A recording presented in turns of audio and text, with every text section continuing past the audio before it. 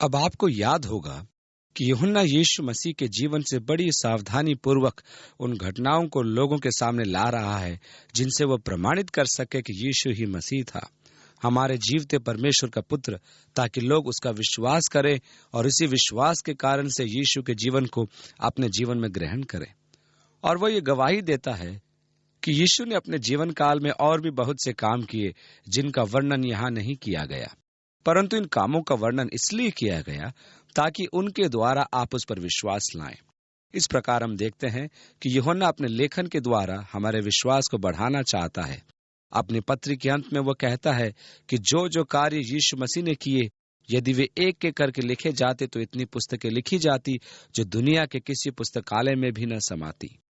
इसलिए उसने सावधानी पूर्वक कुछ प्रमुख घटनाओं को चुनकर उन्हें हमारे सामने इस प्रकार रखा कि यीशु मसीह के उन आश्चर्य कर्मों के द्वारा हमारा विश्वास और मजबूत हो। हमारे पिछले अध्ययन में हमने उस मनुष्य के बारे में देखा जो जन्म से अंधा था कि किस प्रकार यीशु मसीह के द्वारा उसने चंगाई पाई, जो इस बात को प्रमाणित करता है कि कोई भी किसी जन्मजात अंधे की आंखें नहीं खोल सकता जब तक कि परमेश्वर उसके साथ न हो। अब वह उस घटना के साथ आता है जो यीशु मसीह के सामर्थ्यपूर्ण अस्तित्व को तथा उसके मसीह कहलाए जाने को प्रमाणित करती है, जबकि उसके 4 दिनों के मरे हुए लाजर को उनके सामने जीता जागता खड़ा कर दिया। ऐसी मिसाल कहीं नहीं मिलती। 11वें अध्याय की पहली आयत में लिखा है, बेथेनिया नामक स्थान में एक व्यक्ति बीमार था जिसका नाम लाजर था। बेथेनिया एक छोटा सा गांव था जो यरूशलेम के नजदीक यहूदा के बीहड़ों में जैतून के पहाड़ के पूर्वी ढलान पर स्थित था। मजेदार बात यह है कि यह गांव मरियम और मार्था के गांव के नाम से मशहूर था, क्योंकि आगे लिखा है मरियम का गांव, जिसके द्वारा हमें मरियम के जीवन के विषय में जानकारी मिलती है। ये वही मरियम थी जिसने प्रभु पर इत्र डालकर उसके पांवों को अपने बालों से पोंछा था, और इसी का भाई लाजर बीमार था। मरियम की अपनी एक खास पहचान थी, क्योंकि बेथनिया नाम के साथ हमेशा मरियम का नाम जुड़ा था। वह एक बहुत ही मिलनसार, सबों से मित्रता का व्यवहार करती थी और उसके इलाके में सब उसे जानते थे, पहचानते थे, और यहाँ तक कि वह गांव ही मरियम और मार्था के नाम से जाना जाता था। क्या बेथनिया वही जो मरियम का गांव है? वह यीशु की भक्त थी। वह उसके चरणों के पास बैठी उपदेश सुन रही थी। उसी समय उसकी बहन मार्था ने कहा, प्रभु उसे कहिए कि आकर मेरी सहायता करे, ये ठीक नहीं है। और यीशु ने कहा, मार्था, उसने उत्तम भाग चुन लिया है।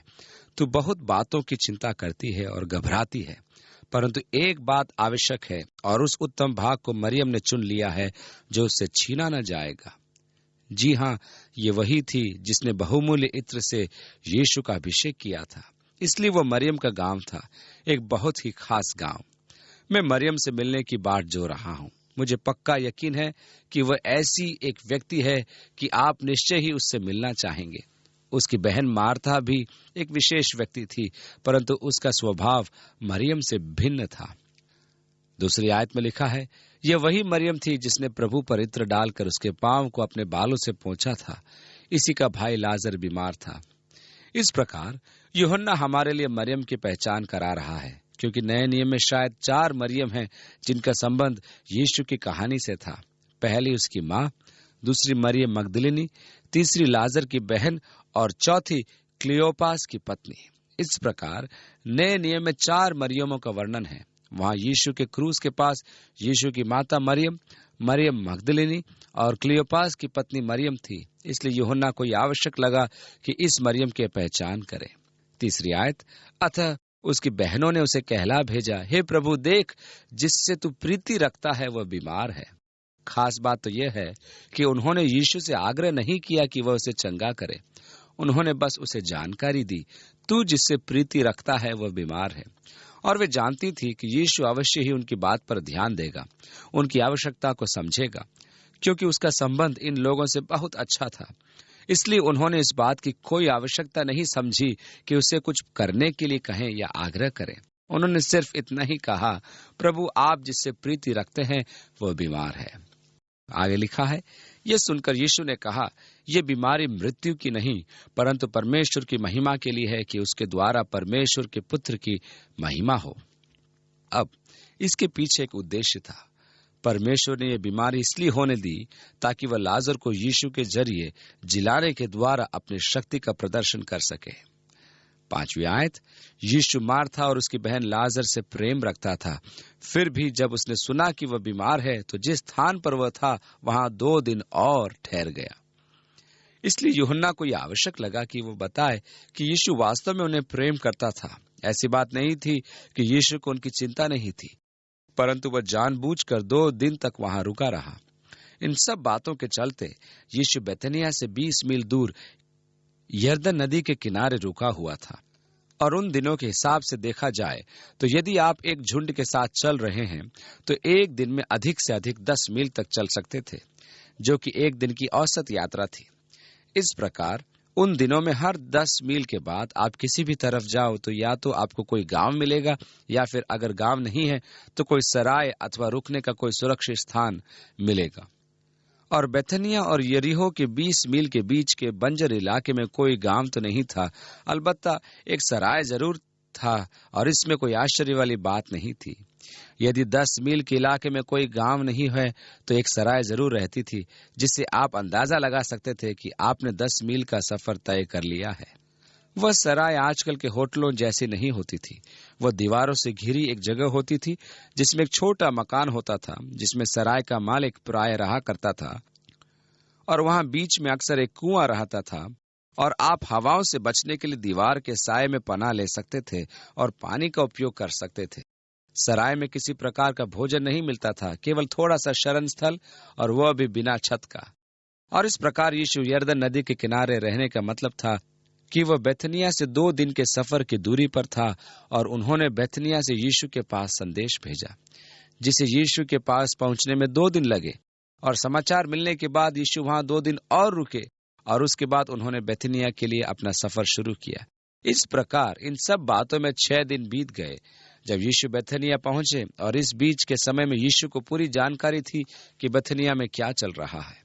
इसलिए जब उसने सुना कि वह बीमार था तो वह वहां यरदन के इलाके में 2 दिन और रुका रहा। इसके बाद उसने चेलों से कहा, आओ हम फिर यहूदिया को चलें, अर्थात यरूशलेम के क्षेत्र में। चेलों ने उसे कहा, हे रब्बी, अभी तो यहूदी तुझ पर पथराव करना चाहते थे, और क्या तू फिर? आपको याद होगा कि जब यीशु वहां था और उन्होंने कहा था, हमको साफ साफ बता दे कि क्या तू मसीह है, और फिर एक बार यीशु ने उनको अपना और पिता का संबंध बताया था, और उन्होंने उसको मारने के लिए पत्थर उठा लिए थे। इसलिए उसके चेलों ने कहा, हे रब्बी, पिछली बार जब तू वहां था तो यहूदी तुझे मार डालने पर थे, क्या तू फिर वहां जाना चाहता है? इसलिए 9वीं आयत में यीशु ने कहा, क्या दिन में 12 घंटे नहीं होते, अर्थात प्रकाश के 12 घंटे। वह उन्हीं 12 घंटों की बात कर रहा है जिसे हम दिन का समय कहते हैं, उजियाले के 12 घंटे। 9वीं आयत में आगे लिखा है, यदि कोई दिन में चले तो ठोकर नहीं खाता, क्योंकि इस जगत का उजाला देखता है, परंतु यदि कोई रात में चले तो ठोकर खाता है, क्योंकि उसमें प्रकाश नहीं। उसके कहने में मूल बात यह है कि दिन रहते ही मुझे अपना कार्य करना है। उसने ये बातें कही और उसके बाद उनसे कहने लगा, हमारा मित्र लाजर सो गया है, परंतु मैं उसे जगाने जाता हूं। जब मृत्यु आती है तो परमेश्वर के विश्वासी की दशा उस व्यक्ति की दशा से भिन्न है जो परमेश्वर का विश्वासी नहीं है। और चूंकि यह एक बड़ा अंतर होता है, इसलिए पवित्र शास्त्र बाइबल एक विश्वासी के मरने की दशा में उसके लिए मृत्यु शब्द का प्रयोग न करके केवल यह कहती है कि वह सो गया है। आपको याद होगा कि जब यीशु याईर की पुत्री को चंगा करने उसके घर में गया तो वहां सब लोग विलाप कर रहे थे कि वह बेटी मर चुकी थी, और यीशु ने कहा, वो मरी नहीं, केवल सो रही है, और लोग उसकी हंसी उड़ाने लगे। इसलिए उसने उन सबों को उस स्थान से बाहर निकाल दिया। पौलुस थिस्सलुनीकियों को पत्री में लिखते हुए कहता है, हे भाइयों, हम नहीं चाहते कि तुम उनके विषय में जो सोते हैं अज्ञानी रहो। ऐसा न हो कि तुम दूसरों के समान शोक करो जिन्हें आशा नहीं है। और इस प्रकार सोना एक ऐसा शब्द था जिसे मृत शब्द के बदले प्रयोग किया गया। यद्यपि वो गलत था, क्योंकि कुछ लोगों ने इसे आत्मा के संग जोड़ दिया कि आत्मा सो गई। तुम्हारी आत्मा पुनरुत्थान के दिन तक के लिए सो गई है, परंतु बाइबल हमें ये नहीं सिखाती। जैसा कि आज सुबह हमने बताया कि आत्मा का शरीर से अनुपस्थित रहने का अर्थ है प्रभु में उपस्थित रहना। इसलिए ताकि हम इन दोनों शब्दों में भेद कर सकें। यद्यपि यह भेद विश्वासी और अविश्वासी के बीच के लिए है। विश्वासी की मृत्यु की दशा में प्राय सो गया है या सो गई है शब्दों का प्रयोग किया जाता है, और यहाँ यीशु ने लाजर के लिए इस शब्द का प्रयोग किया। उसने कहा वह सो रहा है। अब उसके चेले उसकी बात को नहीं समझ सके और उन्होंने सोने का साधारण अर्थ समझा, जैसे साधारणतया नींद के लिए प्रयोग किया जाता है। इसलिए उन्होंने कहा, यह तो बहुत अच्छी बात है कि यदि वह सो रहा है तो जल्द अच्छा हो जाएगा। 11वीं अध्याय के 13वीं आयत में आगे लिखा है, यीशु ने तो उसकी मृत्यु के विषय में कहा था।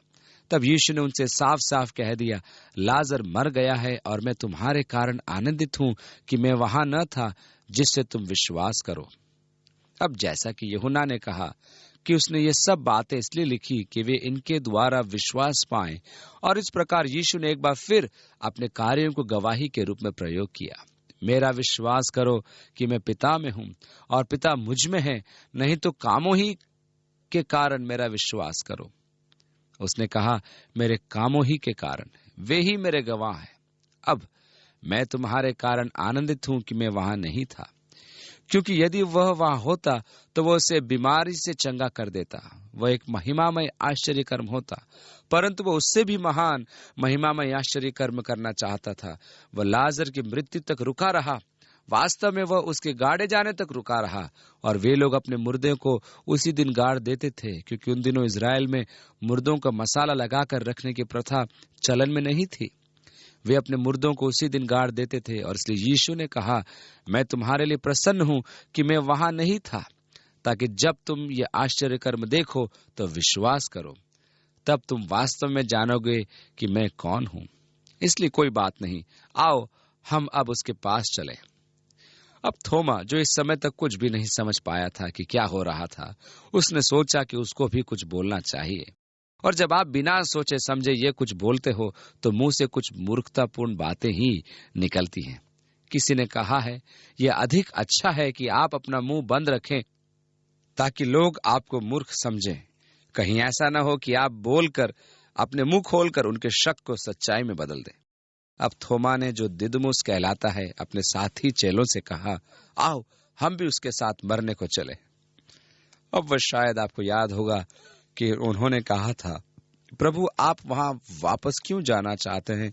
जब आखिरी समय आप वहां थे तो उन्होंने आपको मारने की कोशिश की थी।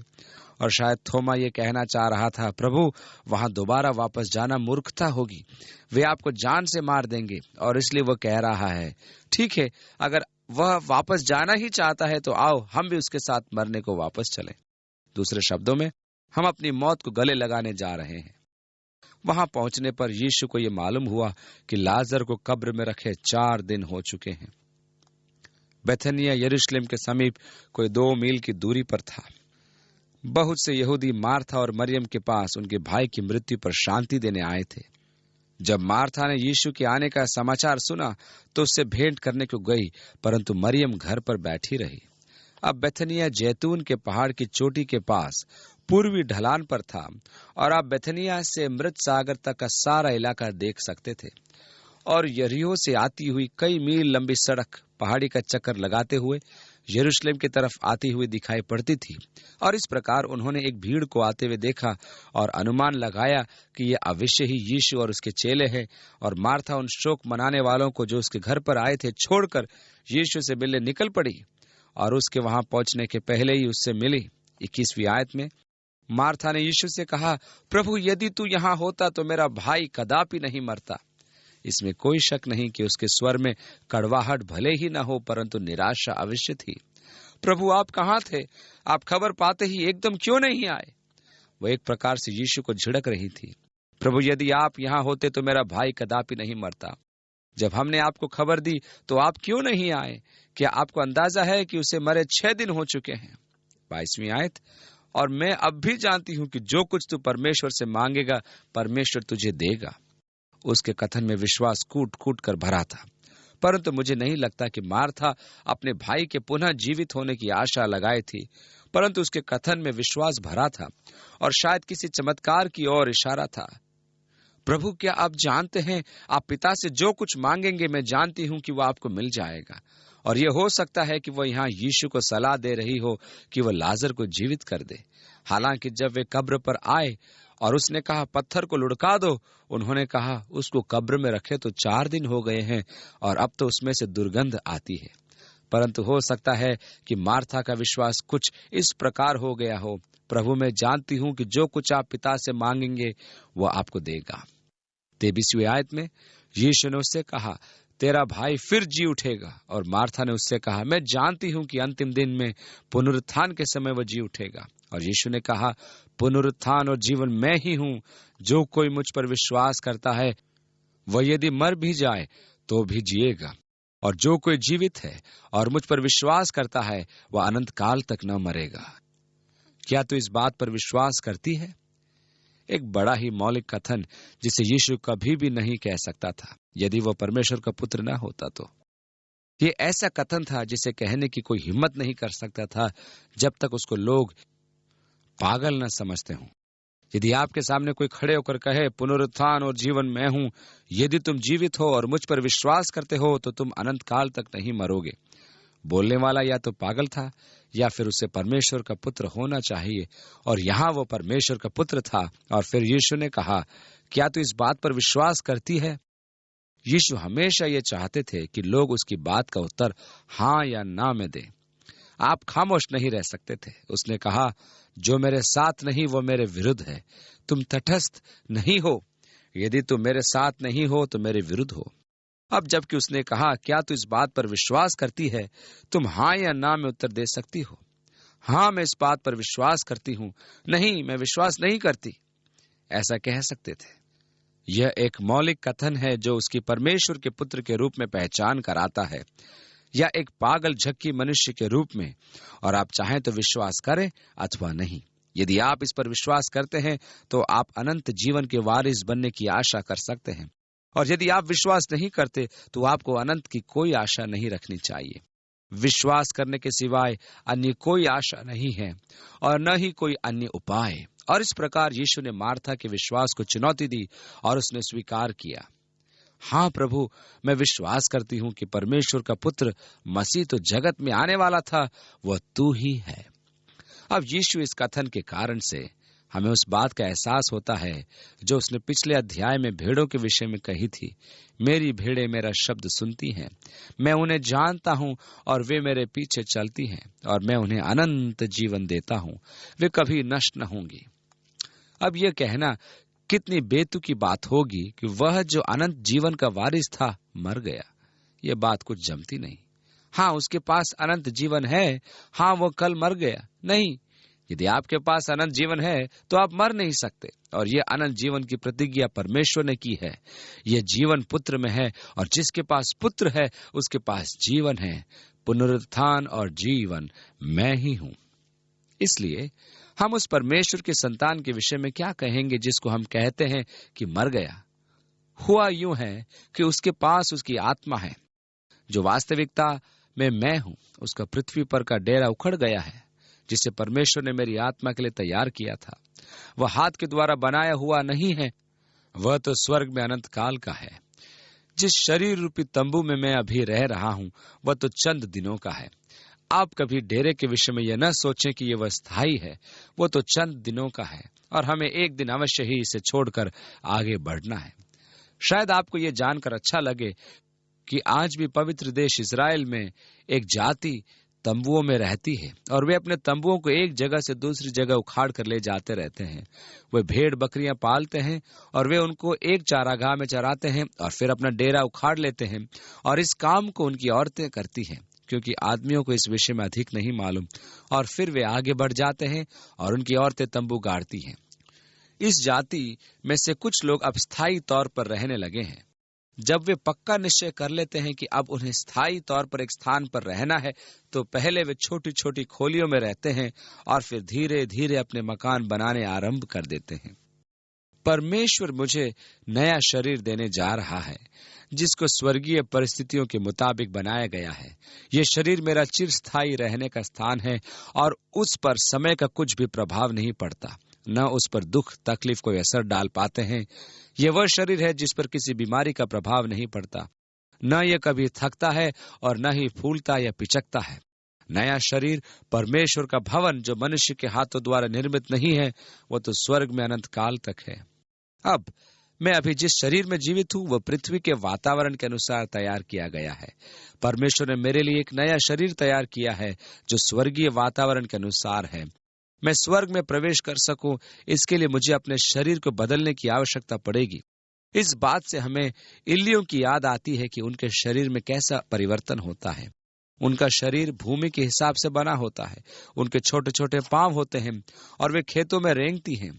रेंगते रेंगते वे मुख्य मार्ग पर पहुंच जाती हैं और उसे पार कर जाती हैं। कई स्थानों पर तो ये बहुत अधिक संख्या में होती हैं और सड़क पर रेंगती हैं और कार चलाने में कठिनाई उत्पन्न कर देती हैं।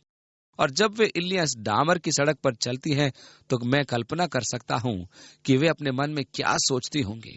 अरे, हम कहां खेतों से निकलकर अपने गंदे पांवों के साथ इस गर्म डामर सड़क पर आ गए।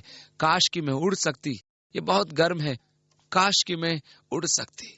परंतु बेचारी इल्ली, उसके शरीर की रचना उड़ने के लिए नहीं हुई। उसकी रचना तो केवल भूमि पर रेंगने के लिए हुई थी। वह हवा में उड़ने लायक नहीं थी। वह तो केवल भूमि के वातावरण में रेंगने के लायक थी, हवा में उड़ने योग्य नहीं थी। परंतु एक दिन वह छोटी इल्ली आपके घर की दीवार पर चढ़ती है और अपने अंदर से एक प्रकार का चिपचिपा सा पदार्थ निकालकर खिड़की के नीचे चिपककर अपने चारों ओर एक खोल बना लेती है। यदि आप खोल को लेकर दबाएं तो उसके अंदर से रस जैसा तेजी से निकलेगा, परंतु यदि आप उस खोल को उसके स्थान पर वैसा ही छोड़ दें तो कुछ समय पश्चात आप देखेंगे कि उस खोल में कुछ हलचल सी लगती है। आप उस पर बराबर नजर रखें, क्योंकि उसके अंदर की हलचल बढ़ती जाती है और वह मिर्गी के मरीज की तरह कांपने लगती है। और फिर वह खोल फट जाता है और उसके अंदर से दो सुंदर काले और सुनहरे पंख झांकने लगेंगे और वह तितली अपने खोल से निकलकर एक क्षण के लिए उस पंख बैठेगी और धीरे धीरे से पर फैलाकर आपके आंगन में उड़ना शुरू कर देगी और फिर बारी पार करते खेतों में पहुंच जाएगी। अब उसके पांव गंदे नहीं होंगे, क्योंकि अब वह उड़ रही है अपने नए रूप में, नए शरीर के साथ, एक नए वातावरण में। अब वह उस इल्ली ने उड़ने की कोशिश की होती तो उसके सामने एक कठिन समस्या आ गई होती। यदि उस समय वह एक पेड़ पर चढ़ी होती और एक टहनी से होते हुए नीचे छलांग लगाई होती तो उसका शरीर टूट जाता। वो उड़ने के लायक नहीं बनी थी। उसके शरीर का क्या हाल हुआ होता। परंतु एक बार शरीर बदल गया तो अब कोई समस्या नहीं थी। उड़ना तो स्वाभाविक क्रिया थी। बाइबल पवित्र शास्त्र हमें बताती है कि हमें भी एक दिन बदलना है। हमारे भी स्वरूप में परिवर्तन होना अति आवश्यक है। मैं जब अपने चारों ओर के संसार को देखता हूं जिसमें हम रहते हैं, तो पाता हूं भ्रष्टाचार। मैं देखता हूं दुख और तकलीफ, बच्चों का शोषण, किसी विपदा का व्याप्त भय, और मैं कहता हूं, हे परमेश्वर, मैं अपने इस गंदे शरीर से थक गया हूं, काश कि मैं उड़ सकता। और एक दिन हमारा रूप परिवर्तित होने वाला है। पलक झपकते ही हम बदल जाएंगे, क्योंकि इस भ्रष्टाचार को सदाचार में बदलना अवश्य है। इस नाशवान को अविनाश को धारण करना है। मैं एक नए शरीर को धारण करने जा रहा हूं। मैं मरूंगा नहीं, परंतु लोग कह सकते हैं, अरे चक स्मिथ मर गया। नहीं, ऐसी बात नहीं है। मैंने तो केवल एक नया शरीर धारण किया है, परमेश्वर के भवन में जो हाथों द्वारा नहीं बनाया गया, स्वर्ग में अनंत काल का निवास स्थान। इसलिए मैंने एक नया शरीर धारण किया है जो स्वर्गीय वातावरण के अनुसार ही बनाया गया है। और जैसा दाऊद ने कहा, मैं भी कहता हूं कि मैं प्रभु के भवन में अनंत काल तक निवास करता हूं। इसलिए जो मुझ में बना रहता और विश्वास करता है, यीशु ने कहा, वो कभी न मरेगा, वे कभी नाश न होंगे। मैंने उन्हें अनंत काल का जीवन दिया है, अनंत काल का जीवन। और अनंत काल वाले के लिए मरना असंभव है, नहीं तो उसके पास अनंत काल का जीवन है ही नहीं। इस बात को सुनिश्चित कर लें कि यह परिवर्तन आपकी भलाई के लिए ही है। हम ये सांसारिक तंबू उखाड़कर उस भवन में जाएंगे जिसे परमेश्वर ने हमारे लिए तैयार किया है। अस्थायी डेरे से स्थायी भवन में, सीमित से असीमित की ओर। हमारे लिए यह एक अत्यंत रोमांचकारी अनुभव होगा जब हम देखेंगे कि यीशु के साथ नए शरीर में जीना कैसे होता होगा। मेरा एक भाई है जो बर्तनों में पैंदी लगाने में माहिर था। वो मुझे छोड़कर प्रभु के पास रहने के लिए चला गया। मैं बहुत चाह रहा हूं कि उससे मिलूं, क्योंकि मुझे विश्वास है कि उसने बहुत सी चीजों को पाया है जिन्हें बहुत से लोग अभी तक नहीं पा सके हैं। वह एक ऐसा मनुष्य था जो अपने शरीर को अधिकतम सीमा तक सिकोड़ सकता था, और अब मैं ये देखना चाहता हूं कि अब नए शरीर को प्राप्त करने के पश्चात उसने उसके साथ क्या किया या क्या कर सकता है। परमेश्वर का भवन जो हाथ से नहीं बनाया गया और जो स्वर्ग में अनंत काल तक रहेगा, इस प्रकार एक महान आशा है। यीशु ने कहा, क्या तू विश्वास करती है? मार्था ने कहा, हाँ प्रभु, मैं विश्वास करती हूँ। 28वीं आयत में आगे लिखा है, यह कहकर वह चली गई और अपने बहन मरियम को बुलाकर चुपके से कहा, गुरु यही है और तुझे बुलाता है। यह सुनते ही वह तुरंत उठकर उसके पास आई। यीशु अभी गांव में नहीं पहुंचा था, परंतु उस स्थान में था जहां मार्था ने उससे भेंट की थी। तब जो यहूदी उसके साथ घर में थे और उसे शांति दे रहे थे, ये देखकर कि मरियम तुरंत उठ के बाहर गई है, ये समझे कि वह कब्र पर रोने को जाती है, तो उसके पीछे हो लिए। जब मरियम वहां पहुंची जहां यीशु था, तो उसे देखते ही उसके पांव पर गिर पड़ी और कहा, हे प्रभु, यदि तू यहाँ होता तो मेरा भाई न मरता। इस प्रकार अब यीशु दूसरी बहन से भी शिकायत सुन रहा था। आप जानते हैं, मार्था ने भी यही बात कही थी, प्रभु आप कहाँ थे? खबर देने के बाद भी आप नहीं आए। यदि केवल आप यहाँ होते तो बात ही दूसरी होती। और अब उसे मरियम से शिकायत मिल रही है। इसलिए जब यीशु ने उसे रोते हुए देखा तो उसे उनके दुख और दर्द का एहसास हुआ, और वह उससे प्रेम करता था, वह मार्था से प्रेम करता था, और उसने उनके दुख को महसूस किया, मनुष्य की दुख सहने की सीमा को पहचाना। 33वीं आयत में लिखा है, यीशु आत्मा में बहुत ही उदास और व्याकुल हुआ। मनुष्य के दुख को देखकर वह बहुत व्याकुल हुआ, और उसने कहा, तुमने उसे कहाँ रखा है? उन्होंने कहा, हे प्रभु, चलकर देख ले। और यीशु रोया। अब कुछ ऐसे भी लोग हैं जो ये कहते हैं कि यीशु इसलिए रोया क्योंकि उसका मित्र लाजर मर गया था। ये बिल्कुल गलत है। लाजर के मरने पर वह क्यों रोएगा, जबकि वह जानता था कि अब से कुछ ही क्षणों बाद वो उसे मृतकों में से जिलाने जा रहा था। कि आपको याद नहीं कि यीशु ने अपने चेलों से यरदन के किनारे कहा था, मुझे अवश्य है कि मैं उसे नींद से जगाऊं। और उसने कहा, यह इसलिए हुआ कि परमेश्वर के पुत्र की महिमा हो, और मैं उसे उसकी नींद से जगाने जाता हूं। और फिर उसने कहा, वह मर गया है, मैं उसे मुर्दों में से जिलाने जा रहा हूं। इसलिए जो टीकाकर ये कहते हैं कि यीशु इसलिए रोया क्योंकि उसका मित्र मर गया था, तो उन्होंने विषय को भली भांति नहीं पढ़ा है। वह मनुष्य जाति के दुखों और दर्द को देखकर रो रहा था। वह रो रहा था यह देखकर कि उसके मित्र मार्था और मरियम अपने भाई की मृत्यु के कारण कितनी भयंकर पीड़ा से गुजर रहे थे, और वह उनके दुख के कारण रोया। यीशु हमारी निर्बलताओं के कारण व्याकुल हो गया। हमारा ऐसा महान याजक है जो हमारी निर्बलताओं के कारण व्यथित हो जाता है। वह हमारी कमजोरी को जानता है। वह एक प्रेमी और करुणामय प्रभु है जो हमारे अपने दुखों से विचलित हो जाता है, और इसलिए वह उनके लिए रोया। यह ध्यान देने योग्य बात है कि मृत्यु की दशा में हम वास्तव में उस व्यक्ति के लिए नहीं रोते हैं जो चला गया, परंतु उनके लिए जो पीछे रह गए।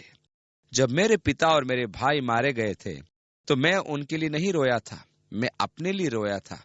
पिता के रूप में मैंने अपने सबसे अच्छे सहायक को खोया था, और एक बढ़िया भाई को जब वे दोनों इकट्ठा मारे गए थे। मुझे ऐसी हानि हुई थी जिसकी भरपाई कभी नहीं हो सकती थी, और मैं अपने लिए रोया। मैं इस बात से बेचैन था कि वे दोनों मुझसे बहुत पहले वहां ऊपर पहुंच गए और मैं पीछे रह गया था, इसलिए मुझे थोड़ी जलन थी। परंतु मेरा एक प्रिय सहारा जो मेरा भाई था मुझसे छिन गया था। हम दोनों ने एक साथ बहुत अच्छा समय बिताया था। हम दोनों ने एक साथ नावें खरीदी, बर्फ पर एक साथ फिसले और बहुत से काम एक साथ किए थे। बड़ा अच्छा समय एक साथ गुजारा था। यद्यपि वो मुझसे कई वर्ष छोटा था, तथापि हम दोनों के बीच एक साफ सुथरा संबंध था, और मैं जानता था कि अब मुझे उन सब बातों से वंचित रहना पड़ेगा। अब मुझे उनके सहारे की कोई उम्मीद नहीं थी, और इसलिए मैं अपने लिए रोया। यह रोना निज स्वार्थवश था। वह गंदा लड़का चला जा रहा है मुझे यहाँ अकेला छोड़ के, और मैं रो रहा था अपने लिए। यीशु लाजरस के लिए नहीं रोया। आप उन लोगों के लिए नहीं रोते जो प्रभु में हैं। यदि वे प्रभु में नहीं हैं तो बात दूसरी है। हम उनके लिए शोक मनाते हैं जिन्हें कोई आशा नहीं। 36वीं आयत में, तब यहूदी कहने लगे, देखो वो उससे कितना प्रेम रखता था। वे उसके रोने को भी नहीं समझ पाए। 37वीं आयत, परंतु उनमें से कुछ ने कहा, क्या यह जिसने अंधे की आंखें खोली यह भी न कर सका कि यह मनुष्य न मरता? उनका इशारा उस आश्चर्य कर्म की ओर था जो उसने अंतिम बार यरूशलेम में किया था। आगे लिखा है, यह भी न कर सका कि यह मनुष्य न मरता। यीशु मन में फिर बहुत ही उदास होकर कब्र पर आया। वह एक गुफा थी और एक पत्थर उस पर रखा था। यीशु ने कहा, पत्थर हटाओ। अब आपको याद होगा कि मार्था ने कहा था, मैं जानती हूं कि तू अब भी परमेश्वर से जो मांगेगा परमेश्वर तुझे देगा। हे प्रभु, उसमें से अब तो दुर्गंध आती है, क्योंकि उसे मरे 4 दिन हो चुके हैं। यीशु ने उससे कहा, क्या मैंने तुझसे नहीं कहा था कि यदि तू विश्वास करेगी तो परमेश्वर की महिमा को देखेगी? तब उन्होंने उस पत्थर को हटाया। यीशु ने आंखें उठाकर कहा, हे पिता, मैं तेरा धन्यवाद करता हूं कि तूने मेरी सुन ली है। मैं जानता था कि तू सदा मेरी सुनता है, परंतु जो भीड़ आसपास खड़ी है उनके कारण मैंने ये कहा, जिससे कि वे विश्वास करें कि तूने मुझे भेजा है। यीशु ने कहा, क्या तू इस बात पर विश्वास करती है कि मैं पिता में हूं और पिता मुझ में है, और कि जो काम मैं करता हूं वो मैं स्वयं नहीं करता, परंतु जो पिता मुझ में रहता है वो करता है। मुझ पर विश्वास करो, नहीं तो मेरे कामों के कारण से ही मेरा विश्वास करो।